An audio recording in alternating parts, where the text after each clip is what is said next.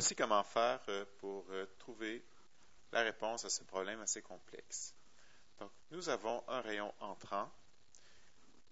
Le rayon va frapper une des faces d'un triangle équilatéral. Donc, ici, nous avons 60 degrés à tous les coins. Ensuite, nous avons un angle d'incidence de 45 degrés ici par rapport à la normale. L'indice de réfraction du bloc est de 1,50. Et ce que nous cherchons l'angle de déviation du faisceau lumineux. Donc, l'angle de déviation entre le rayon entrant et le rayon sortant. Le rayon entrant, il est ici. Et le rayon sortant, c'est lui qui va sortir de l'autre face. Donc, on veut l'angle entre ces deux rayons.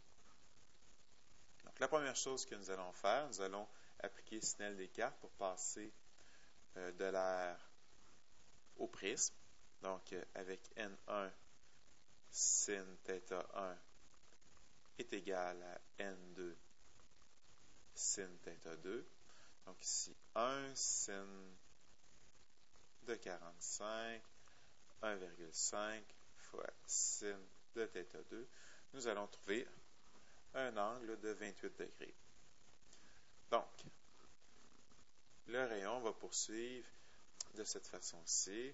Il va aller frapper l'autre surface, l'autre dioptre, avec un angle de 28 degrés ici. Maintenant, si on trace la normale sur le deuxième dioptre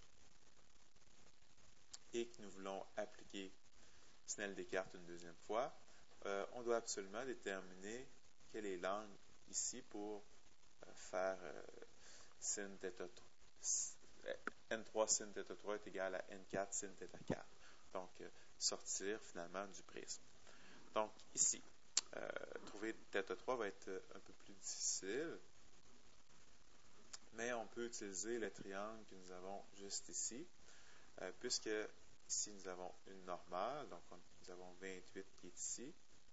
Donc, il va rester en tout 62 degrés pour qu'on puisse avoir 90. Donc, en haut, on sait déjà que nous avons 60.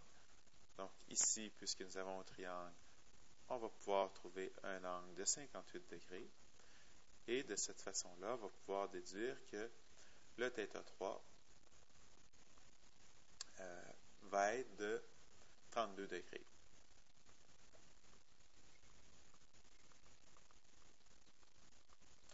Donc là, on peut faire N3 sin θ3 est égal à N4 sin θ4.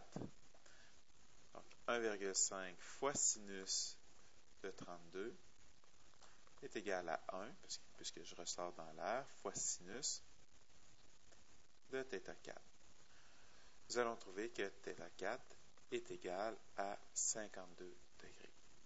Maintenant, ce n'est pas la réponse que nous cherchons. Nous ne voulons pas savoir quand le rayon sort, avec quel angle il va avoir avec la normale.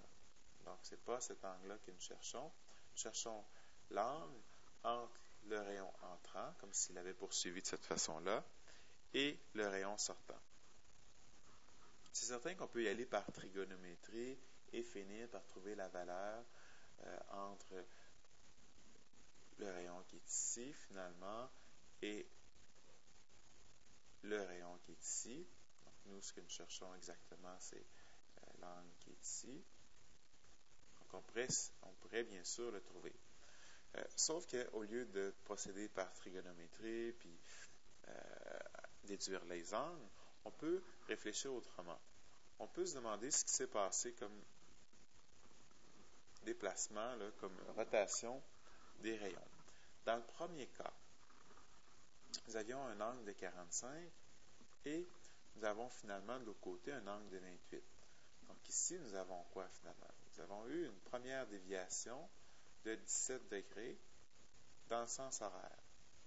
Si on regarde dans la deuxième situation, encore une fois, nous sommes passés de 32 à 52. Donc, qu'est-ce qui s'est passé? Quelle déviation nous avons eue?